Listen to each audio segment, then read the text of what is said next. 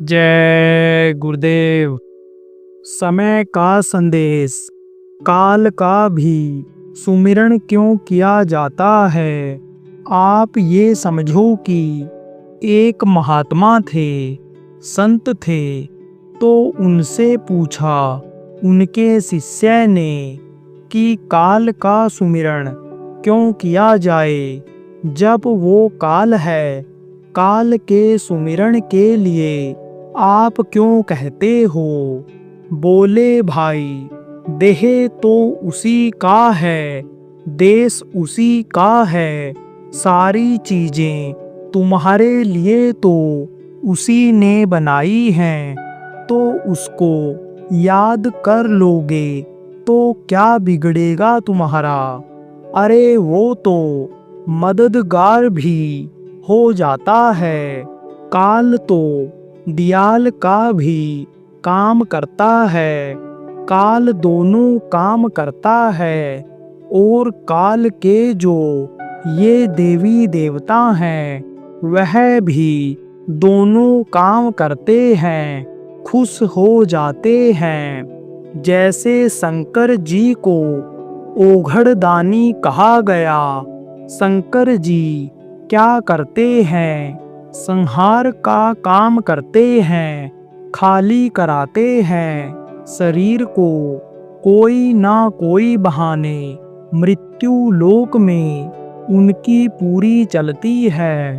उनका लोक सबसे नीचे पड़ता है।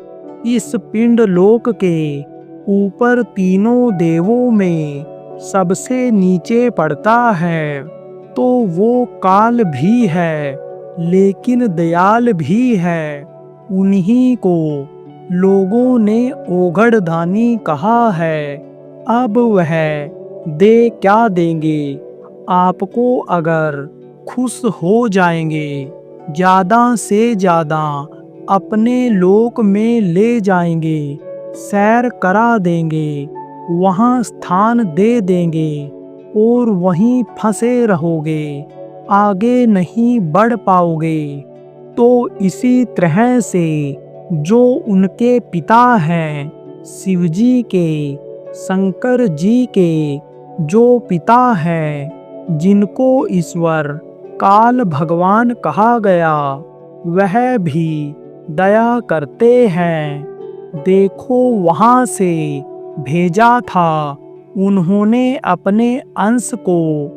राम भगवान के रूप में आए इस धरती पर। उन्होंने भी कहा था, काल रूप तिन्ह कर मैं भ्राता, शुभ अरु अशुभ कर्म फल दाता। अशुभ करेगा तो हम उसको सजा देंगे, और शुभ करेगा तो उसका फल उसको देंगे।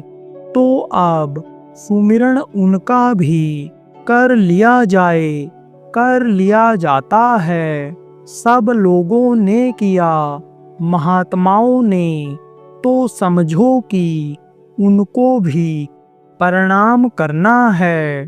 और देखो, गोस्वामी जी महाराज ने दुष्टों को भी प्रणाम किया और सबको प्रणाम किया।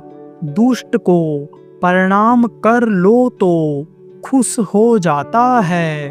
वो मारने के लिए आ रहा है, उसका पैर छू लो तो उसका पारा ढीला हो जाएगा, और उससे अक्कड़बाजी करोगे तो मार के गिरा देगा।